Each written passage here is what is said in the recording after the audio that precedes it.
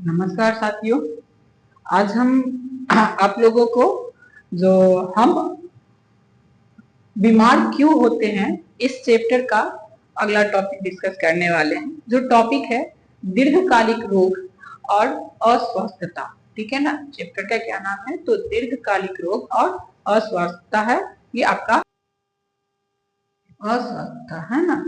देखिए, सबसे पहले तो मैंने आपको पिछले वाले वीडियो में यह बताया था कि दीर्घकालिक रोग एक्चुअली में कहते किसको है ना। दीर्घकालिक रोग कहते किसको है, मैंने आपको पिछले वीडियो में समझा दिया था। आज फिर से मैं एक बार रिपीट कर दे रहा हूँ कि दीर्घकालिक रोग कहते किसको है। वैसा रोग जो कि बहुत ही लंबे टाइम तक रहता है और जल्दी मतलब ठीक नहीं होता है ना, वैसे रोगों को हम लोग क्या कहते हैं? दीर्घकालिक रोग कहते हैं। ठीक है। दीर्घकालिक रोग जो होते हैं वो हमारे स्वास्थ्य पर को डालते हैं, यानी कि ये जो है दीर्घकालिक रोग, पहले तो तीव्रता से कोई रोग होगा और फिर वही रोग की वजह से कोई दूसरा रोग जो होता है धीरे धीरे करके पनप जाता है। और ये जो दूसरा रोग जो पनपता है ना, ये रोग काफी लंबे टाइम तक रहता है, यानी जल्दी ठीक नहीं होता। ठीक है। तो वैसे रोगों को हम लोग दीर्घकालिक रोग कहते हैं। दीर्घकालिक रोग हमारे शरीर पर कई तरह से प्रभाव डालता है। जो शरीर के किसी भी भाग को, है ना, जो कार्य करता है शरीर, उस भाग को प्रभावित कर सकता है ना। अगर वो प्रभावित कर देगा तो हमारा जो जिस भाग पे, शरीर के जिस भाग पे अगर कोई रोग प्रभावित हो रहा है तो वो भाग शायद सही से काम ना करे, है ना। क्यों नहीं करेगा? क्योंकि सभी अंगों का जो समुचित कार्य है वह एक जगह से कंट्रोल होता है। और अगर उस जगह एक जगह पे कहीं पे प्रॉब्लम रहेगा तो वह मस्तिष्क को बार बार नोटिस करता रहेगा, और जिसकी वजह से शरीर के अन्य अंग भी जो होते हैं वो सही से आपके काम नहीं कर पाते हैं, है ना। तीव्र रोग जो होता है वो बहुत ही छोटे टाइम के लिए, यानी कि कम टाइम के लिए होता है, लेकिन ये जो है कम टाइम में ही स्वास्थ्य पर बड़ा प्रभाव डाल देता है। ये जो दीर्घ रोग है, यही दीर्घ रोग हमारे स्वास्थ्य को ज्यादा प्रभावित भी करता है। देखिए, छोटे पर जो तीव्र रोग है वो तो प्रभावित करता है, शॉर्ट टाइम में शरीर को प्रभावित करता है, लेकिन उतना ज्यादा नहीं करता है। लेकिन जो दीर्घ रोग होते हैं ना, वो शरीर को धीरे धीरे करके काफी ज्यादा शरीर पे प्रभाव डाल देते हैं। अगर बात करें सर्दी और जुकाम की, तो ये हर समय किसी को भी हो सकता है। इसमें अधिकांश जो होता है कि लगभग एक आध सप्ताह में सर्दी, आपका सर्दी जुकाम जो होता है, खांसी जुकाम जो है वो ठीक हो जाता है ना। और ये हमारे शरीर पर ज्यादा बड़ा कुप्रभाव भी नहीं डाल पाता है। मतलब छोटा, जब तक ये है तब तक आपके शरीर पे प्रभाव देखने को मिलता है, और जब सर्दी खांसी ठीक हो जाती है तो ये जो प्रभाव होता है वो भी खत्म हो जाता है। लेकिन अगर दीर्घकालिक रोग है तो यह फेफड़ों के क्षय रोग यानी कि टीबी, इसे संक्रमित होने का, और अगर इसे संक्रमित हो गए तो कई वर्षों तक बीमार रह सकते हैं। और इससे जो होता है शरीर का वजन भी काफी हद तक नीचे गिरता जाता है। हर समय आपको थकान सी महसूस होगी। ठीक है ना। यदि कोई तीव्र रोग से पीड़ित है तो ये हो सकता है कि कोई काम ना कर पाए, कोई दिनचर्या ना कर पाए। लेकिन अगर कोई दीर्घ रोग से पीड़ित हैं तो आप हर काम को कर सकते हैं, लेकिन उस काम को करने की आप में क्षमता नहीं रहेगी। ठीक है ना। हर काम को आप कर सकते हैं दीर्घ रोग में, लेकिन आपको पता भी नहीं चलेगा, और आपकी जो क्षमताएं होंगी ना वो क्षमता भी कम जाएगी। जो अगर सही वाले शरीर में, यानी कि स्वस्थ शरीर में जिस प्रकार से हम किसी कार्य के लिए जो क्षमता करते हैं उस प्रकार से दीर्घकालिक रोग में नहीं हो पाता है। ठीक है। मस्तिष्क हमेशा अपसेट सा रहेगा, आपको शरीर में थकान वगैरह रहेगा, तो आपका डेफिनेटली है कि जो अभी आप काम कर रहे हो उस काम में आपका मन नहीं लगेगा। इसलिए जो दीर्घ रोग होते हैं ना, वो तीव्र रोग की अपेक्षा में स्वास्थ्य पर लंबे समय तक उसका प्रभाव बना रहता है। ठीक है, यानी कि जो दीर्घकालिक रोग होता है, तीव्र जो रोग होते हैं वो तो जल्दी से ठीक हो जाते हैं, कम टाइम के लिए शरीर पे प्रभाव डालते हैं, लेकिन जो दीर्घ रोग होते हैं वो काफी लंबे टाइम तक आपके शरीर पे प्रभाव डाल के रखते हैं। ठीक है, नेक्स्ट है, तो अगर दीर्घकालिक रोग है तो इसमें कई सारे रोग के कारक भी होंगे, है ना। तो नेक्स्ट जो टॉपिक है वह है रोग के कारक, है ना। रोग के कारक यानी कि रोग होता कैसे है, किस वजह से होता है। वो जो होता है वो कई तरह से हो सकते हैं।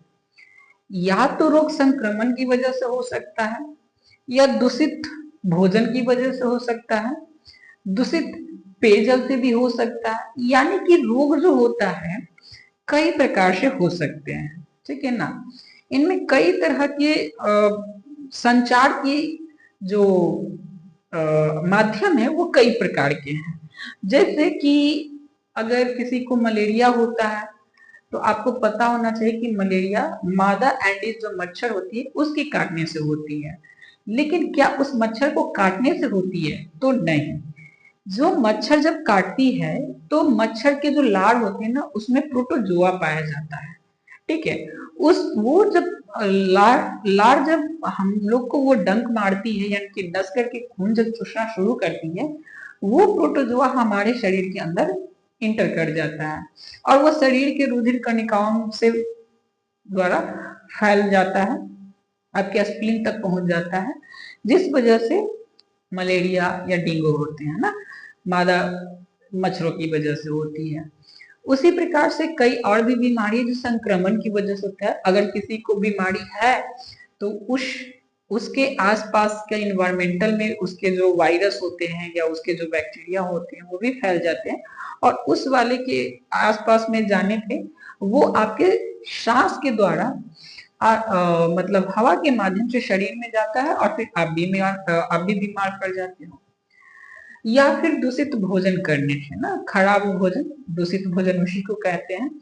तो खराब भोजन करने से भी शरीर बीमार पड़ता है। दूषित जल का सेवन करने से भी जो है कई प्रकार के रोग होते हैं, जैसे कि हैजा हो गया आपका, दूषित पेयजल का इस्तेमाल करने से हो जाता है।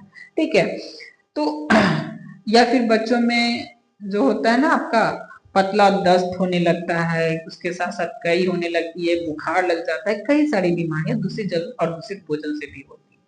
ठीक है, तो अब जब अगर किसी को अब कभी बच्चे को ये भी होता है कि सर्दी खांसी आ जाता है, हो जाता है, तो कैसे होता है? अगर किसी बच्चे को पहले से सर्दी खांसी है तो होता क्या है कि जब वो छींकता है या खांसता है तो उसके द्वारा जो भी वायरस होते हैं उसके मुख से निकलकर छींकने के और खांसने के समय में आसपास के एनवायरमेंटल में फैल जाता है और जब वहां पे कोई दूसरा बच्चा भी जाता है तो वो सांस के माध्यम से उसके शरीर के अंदर इंटर कर जाता है। तो इस वजह से दूसरा बच्चा भी बीमार पड़ जाता है, यानी कि उसको क्या हुआ? तो संक्रमण हुआ। ठीक है ना, संक्रमण के द्वारा उसके उसके पास वो आ, ये बीमारी पहुंच गई। नेक्स्ट जो है कि कभी कभी क्या होता है कि अगर आपको संतुलित आहार ना मिले तो भी बच्चे लोग खास तौर से कुपोषण का शिकार हो जाते हैं, संतुलित आहार नहीं मिलने की वजह से। संतुलित आहार का क्या मतलब है? संतुलित आहार का मतलब है कि जो भोजन में जिस प्रकार से प्रोटीन, वसा, विटामिन, कार्बोहाइड्रेट्स चाहिए, जिस अनुपात में चाहिए, उस अनुपात में बच्चों को नहीं मिल पाता, जिसकी वजह से उनके शरीर के अंदर जो होता है पोषक तत्वों की कमी हो जाती है और यही पोषक तत्वों की कमी के कारण बच्चे बीमार पड़ते हैं या कुपोषण का शिकार हो जाते हैं। और ये खास तौर से कब होता है? जब माँ बाप थोड़े गरीब होते हैं और अच्छे प्रकार के खाना को अफोर्डेबल, मतलब जिस प्रकार में हर प्रकार के न्यूट्रिशंस, जिस भोजन में हर प्रकार के न्यूट्रिशंस पाए जाते हैं उस प्रकार के भोजन को अफोर्ड नहीं कर पाते हैं, तब ऐसा होता है, ठीक है ना। कुछ रोग ऐसे भी होते हैं जो कि अनुवांशिक होते हैं, है ना, यानी कि माता पिता के द्वारा बच्चों में, फिर उनके द्वारा उनके बच्चों में, जेनेटिक, है ना। तो कुछ बीमारियां ऐसी भी है जो जेनेटिक है, ठीक है ना। जेनेटिक है यानी कि कंटिन्यूअसली ये बढ़ते जाता है ना। ये हो गया। तो कई प्रकार के बीमारियों के कारण हो सकते हैं, है ना, बीमारी के कारण कई प्रकार के हो सकते हैं। इसी में हम लोग को क्या पढ़ना है, संक्रामक तथा असंक्रामक कारक। अब संक्रामक और असंक्रामक कारक क्या होता है।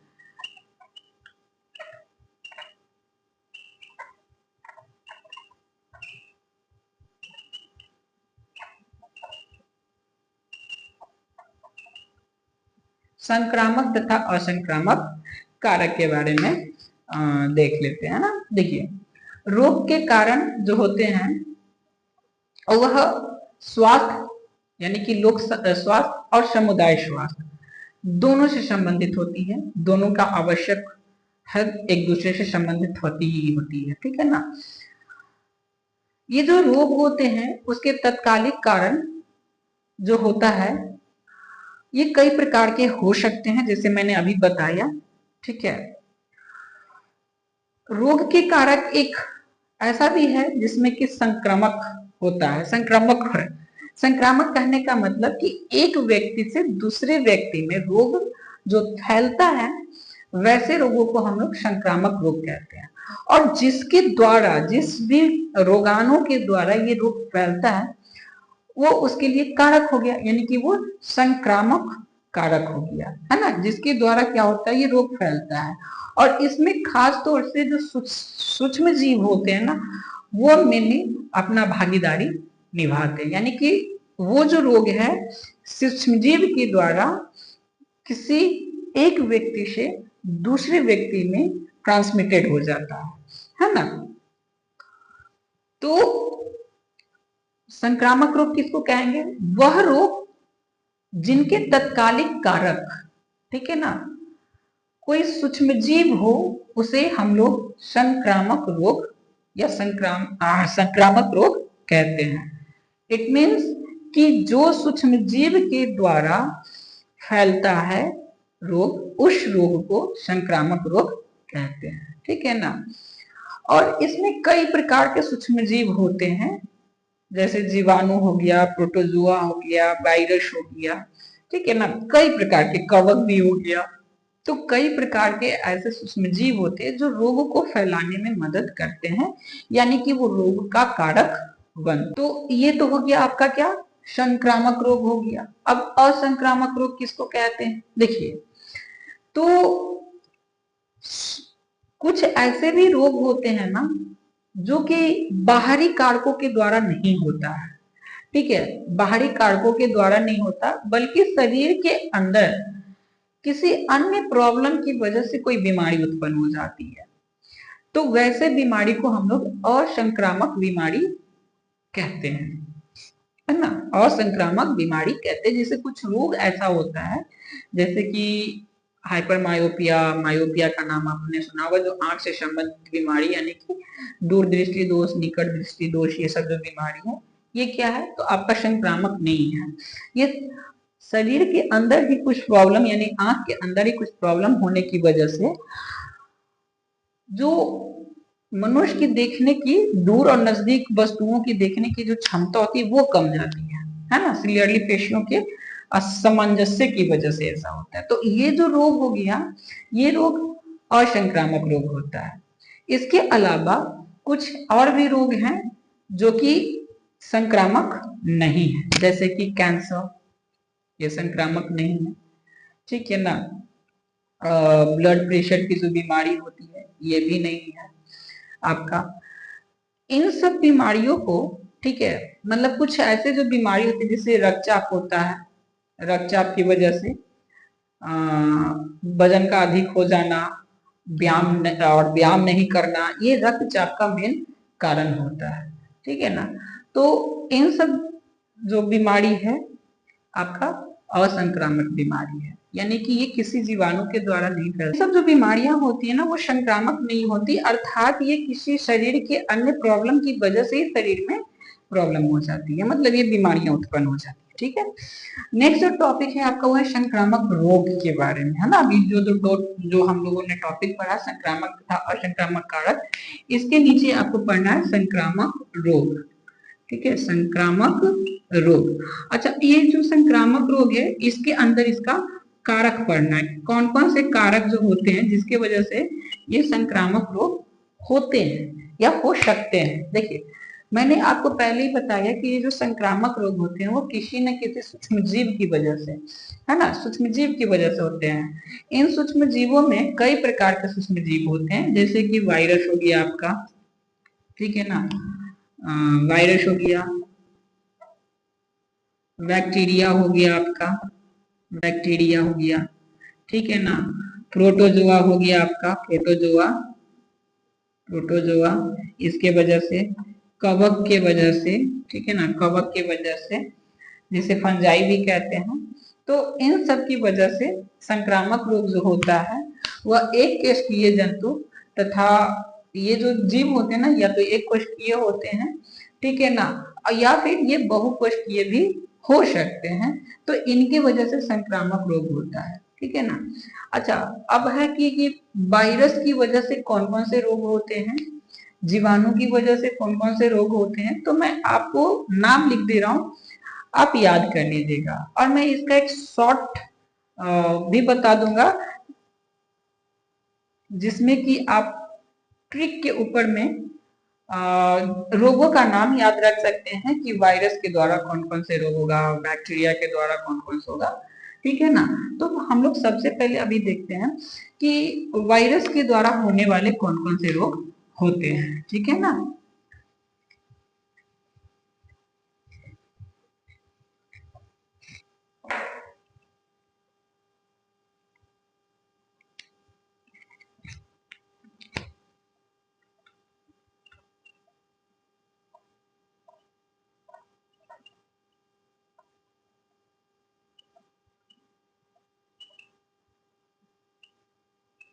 वायरस के द्वारा होने वाले रोग, देखिए वायरस के द्वारा होने वाले रोग में आपका एक होता है खांसी जुकाम, जो कि वायरस की वजह से होता है, खांसी जुकाम हो गया।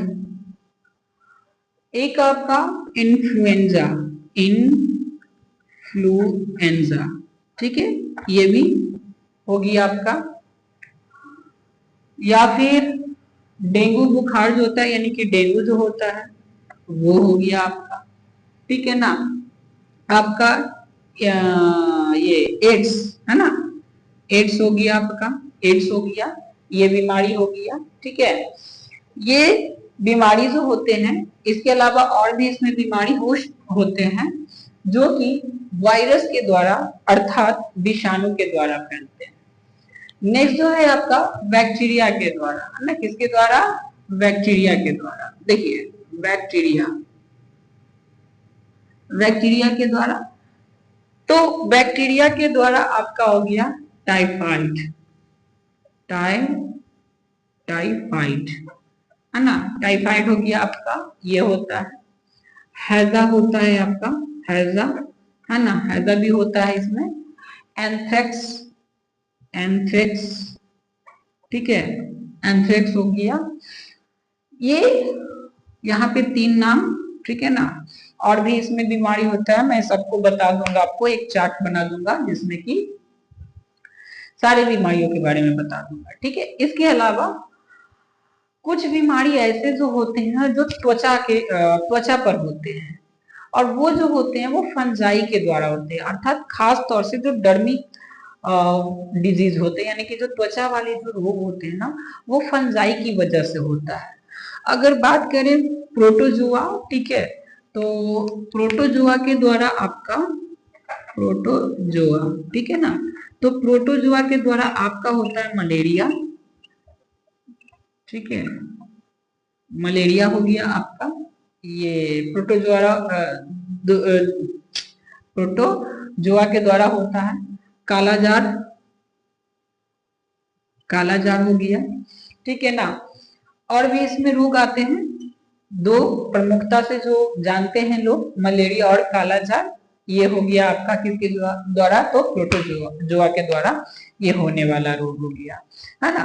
कुछ जो रोग जो होते हैं वो कृमि के द्वारा होते हैं, ठीक है ना। कृमि के द्वारा होने वाले रोग में जो होता है आपका फील पाँव, कल भी मैंने बताया था पिछले वाले में, फील पाँव जिसे कि आपको एल्फेंटेसिस कहते हैं, हाथी पाँव जिसको कहते हैं। ये जो रोग होता है वो कृमि के द्वारा होता है, ठीक है ना। कृमि एक विशेष प्रकार का स्पीसीज होता है जिसके द्वारा ये रोग होता है, ठीक है ना। तो इन सभी में जो वायरस होता है, वायरस, प्रोटोजोआ, बैक्टीरिया जो भी होते हैं, ये सभी के सभी परपोषी होते हैं और इन सभी के द्वारा रोग होते हैं, ठीक है ना। अब है क्या कि वायरस जो होता है, वायरस परजीवी कोशिका होती है, अर्थात दूसरी कोशिकाओं के साथ रह करके, अगर ये अकेली केवल वायरस होगी तो किसी भी सजीव का इसमें कोई गुण नहीं रहेगा, है ना। अर्थात ये सजीव का लक्षण ही नहीं, एज अ निर्जीव की तरह बिहेव करेगा। लेकिन अगर यही किसी अन्य कोशिका के द्वारा संपर्क में आता है, जीवित कोशिका के संपर्क में आता है, तो ये सजीव की तरह बिहेव करने लगता है और कई प्रकार की बीमारियों का कारण भी बन जाता है, ठीक है। और ये जो बैक्टीरिया होते हैं, बैक्टीरिया ज्यादा प्रपोषी नहीं हो पाते, अतः ये बहुत जल्दी से ठीक भी हो जाते हैं। तो वायरस, बैक्टीरिया और फंजाई, ये जो आपके सूक्ष्म जीव होते हैं, ये काफी तेजी से गुणन करते हैं, है ना। गुणन करने का मतलब कि अपनी संख्या को काफी तेजी से, आपका वायरस हो गया, बैक्टीरिया हो गया, फंजाई हो गया, ये सब अपनी कोशिकाओं को या अपने संख्या को काफी तेजी से स्प्रिटली करते हैं। इस वजह से ये बीमारी काफी ज्यादा और काफी जल्दी शरीर के अंदर फैलता है ना। कुछ बीमारियां धीरे धीरे फैलती है, पता भी नहीं चलता कि बीमारी हो गई है, ठीक है ना, लेकिन हो चुकी होती है, ठीक है। अब इसमें कुछ और भी हम लोग टॉपिक्स डिस्कस करते चलते हैं, ठीक है ना। देखिए, जो संक्रमित रोग होते हैं, वो संक्रमित रोग आपके बैक्टीरिया या वायरस के द्वारा जब होते हैं तो बैक्टीरिया काफी सूक्ष्म होता है, जिसे कि हम लोग माइक्रोस्कोप से देखने पर ही पता चलेगा, ठीक है ना। और जब माइक्रोस्कोप से भी देखेंगे तो एक अच्छा वाला माइक्रोस्कोप रहेगा, तभी आपको पता चल पाएगा। और ये जो होता है ना, इतना छोटा होता है कि माइक्रोस्कोप पर इसे हम लोग इसे हजारों गुना बड़ा करके तब जाकर के हम लोग उसे देख पाते हैं, ठीक है ना। तो या फिर अगर बात करें वायरस की, तो वायरस भी बैक्टीरिया से भी ज्यादा छोटा होता है और सामान्य सूक्ष्मदर्शी से वायरस को दिखाई नहीं पड़ता। वायरस को देखने के लिए एक विशेष प्रकार का सूक्ष्मदर्शी इस्तेमाल होता है, जिसे हम लोग इलेक्ट्रॉन माइक्रोस्कोप कहते हैं, ठीक है ना। उसके द्वारा वायरस को देखा जाता है। फैलने का साधन क्या हो सकता है ना। क्या है टॉपिक, रोग फैलने का साधन।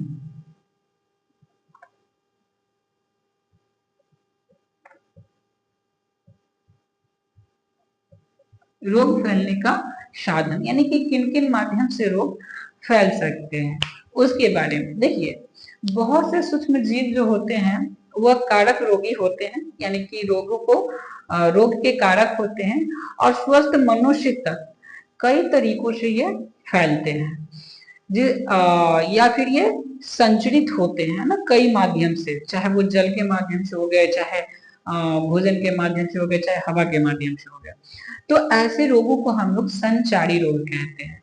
अर्थात सूक्ष्म जीव जब किसी माध्यम से होते हुए किसी मनुष्य में या किसी जानवर में प्रवेश करता है और शरीर को रोगी करता है, तो वैसे रोग को संचारी रोग कहा जाता है, ठीक है ना। तो मैं अभी बताया कि कैसे होता है।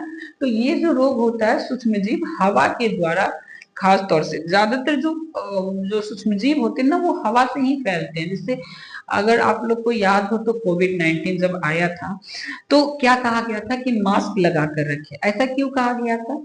तो मास्क लगाकर रहने के लिए इसलिए कहा गया था कि अगर आपको कोविड है और आप छींक रहे हो या सांस ले रहे हो, तो होगा क्या कि छींकने पे जो वायरस है वो मुंह के द्वारा बाहर की हवाओं में इंटर कर जाएगा, या फिर अगर खांस रहे हो तो इंटर कर जाएगा बाहर की हवा में।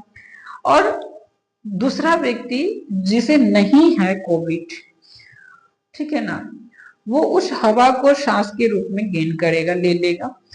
तो इससे क्या होगा कि जो वायरस हवा में फैला हुआ था वो हवा के माध्यम से दूसरे व्यक्ति के शरीर के अंदर चला जाएगा और दूसरा व्यक्ति भी उस वजह से बीमार पड़ जाएगा।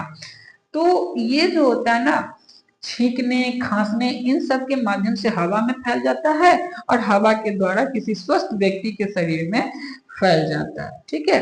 तो इस वजह से बीमार हो जाते हैं। इसमें जो बीमारी है वो आपको मैंने पहले ही बताया, एक तो कि वायरस, ये कोविड यानी कि कोरोना हो गया, खांसी जुकाम हो गया, आपका निमोनिया हो गया और क्षय हो गया, अर्थात टीबी। क्षय रोग किसको कहते हैं, तो टीबी को कहते हैं। तो ये जो रोग होता है ना, ये संचारित रोग हो गया, अर्थात ये छींकने के माध्यम से या खांसने के माध्यम से एक व्यक्ति से दूसरे व्यक्ति में पहुंच जाता है। कुछ ऐसे बीमारियां हैं जो कि संक्रमित बीमारियां कहलाती है, अर्थात वो किसी चीज के संक्रमण की वजह से आपको हुआ हो, है ना।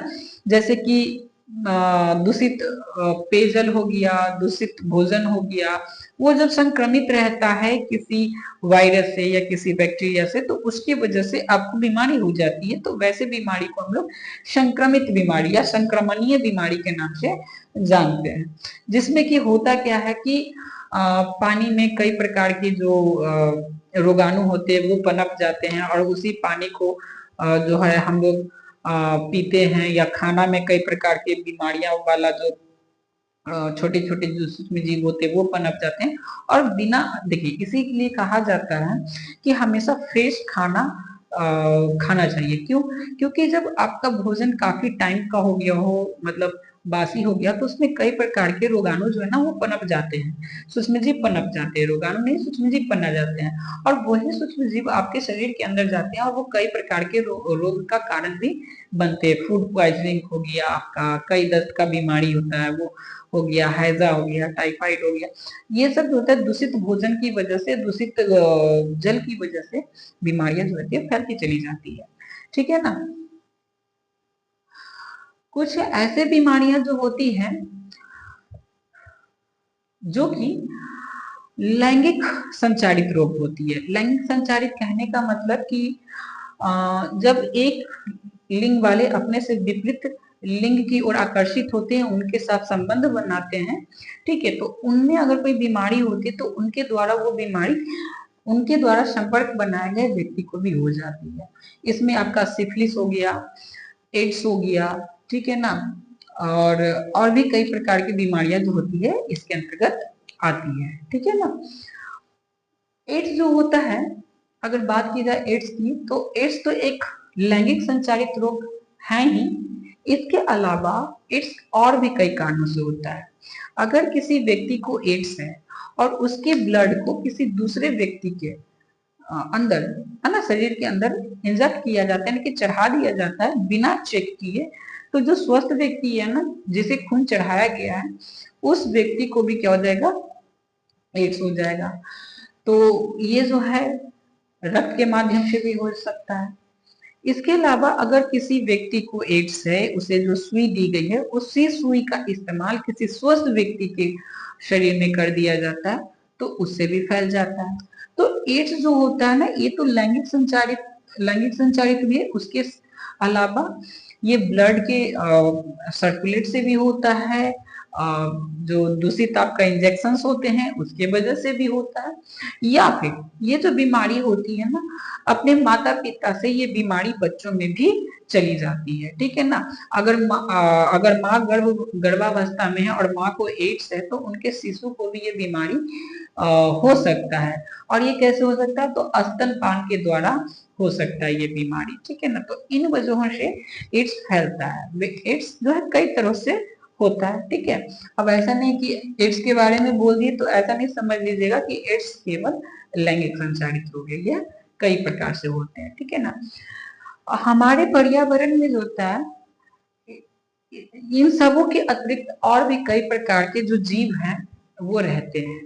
इसलिए कुछ जो रोग होते हैं वो अन्य जंतुओं के द्वारा भी संचारित होते हैं। जैसे ये जो जंतु होते हैं इसे हम लोग संक्रमण करने वाले कारक के नाम से भी जानते हैं। और ये रोगी को लेकर के एक नई पोशी, ये रोगी से लेकर के दूसरे नए पोशी तक पहुंच जाता है, ठीक है, जिनके माध्यम से, है ना, मीडियम के द्वारा ये रोग जो होता है एक व्यक्ति से दूसरे व्यक्ति में पहुंचा तो उसे हम लोग रोग वाहक कहते हैं। क्या कहते हैं? रोग वाहक। और इनमें से जो बेसिकली जो उदाहरण के रूप में रोग वाहक जाने जाते हैं उसमें आपका मक्खी हो गया, मच्छर हो गया, ये सब आपका रोग वाहक होते हैं। अर्थात ये रोगों को एक व्यक्ति से दूसरे व्यक्ति, दूसरे से तीसरे में फैलाने का काम करते हैं। ठीक है ना। तो इतने प्रकार के मैंने रोगों के बारे में, यानी कि रोग के कारक, रोग के वाहक, इनके बारे में अभी हम लोगों ने समझा। ठीक है। और जो कई प्रकार के रोग होते हैं, जो रोग आपको किसी अंग विशिष्ट में या किसी उत्तक विशिष्ट में रोग होते हैं, ठीक है ना, तो उन रोगों के बारे में भी हम लोग पढ़ेंगे कि उनमें कैसे ये रोग होता है या कैसे फैलता है। ठीक है। तो इसको हम लोग नेक्स्ट वीडियो में डिस्कस करेंगे। आज के लिए इस वीडियो में इतना ही। ठीक है ना।